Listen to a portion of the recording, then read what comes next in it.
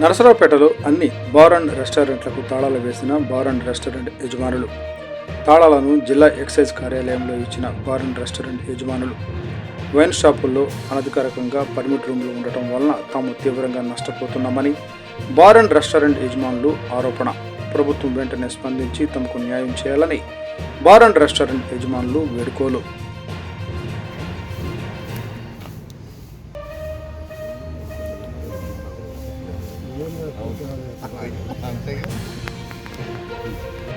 ఈరోజు bar and restaurant వాళ్ళందరం కలిసి లైసెన్సీలు వాటికి మా యొక్క విన్నపాలు వివరించడానికి ఎక్సైజ్ స్టేషన్కి వచ్చాం.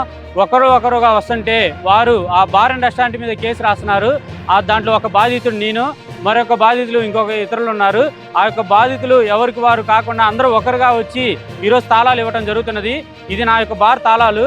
నా తాళాలని నేను ఎక్సైజ్ సీఏ గారికి ఇస్తుంటే ఆయన చెప్పారు, ఇలాంటి ఇంకా జరగవు, ఇదే లాస్ట్ తరం, ఇంక ఈసారి నుంచి జరగవు అని చెప్పి చెప్తున్నారు. ఇంత దిగజారి మేము ఇక్కడికి వచ్చామంటే దానికి కారణం ఎక్సైజ్ పోలీస్ శాఖ వైన్స్ వాళ్ళకి ఇష్టారాజ్యంగా అమ్ముకోండి మీరు, ఏం కాదు అని చెప్పి చెప్పడం వల్లే, ఈరోజు సిట్టింగ్ వేయడం వల్లే మేము ఇక్కడికి రావడం జరిగింది. దీనివల్ల మా దగ్గర పనిచేసే సప్లయర్లకి మేము జీతాలు ఇచ్చుకోలేకపోతున్నాం. వారి యొక్క కుటుంబాలను కూడా మీరు ఆర్థికంగా చాలా ఇబ్బంది పడుతున్నారు. దాన్ని కూడా మీరు ఆలోచించాలి. ఒక్కరికే మీరు కాపు కాయడం కట్టు కాదు, అందరినీ కూడా సరిసమానంగా చూడాలని చెప్పి ఎక్సైజ్ సీఏ గారికి తెలియజేయడం జరుగుతుంది. ఈ యొక్క మీడియా మిత్రుల ద్వారా, మాకు బార్ అండ్ అసోసియేషన్ ద్వారా, అందరి ద్వారా మేము తెలియజేయడం జరుగుతుంది. మీడియా మిత్రులకి ప్రత్యేకంగా ధన్యవాదాలు.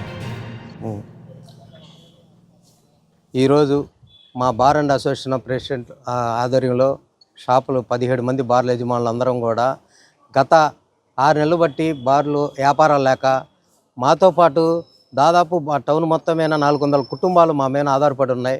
మేము కొద్ది గొప్ప మేము ఇబ్బంది పడ్డా పర్లేదు, కానీ మా వెనకున్న సామాన్యులు కూడా వాళ్ళు కూడా బాగా ఇబ్బంది పడుతున్నారు వ్యాపారం లేక. ఇదే దృష్టి మేము గతంలో డైరెక్టర్ గారికి కానీ కమిషనర్ గారి వాళ్ళ దృష్టికి కూడా తీసుకెళ్ళాం. వాళ్ళు కూడా మంచి రెస్పాన్స్ ఇచ్చారు.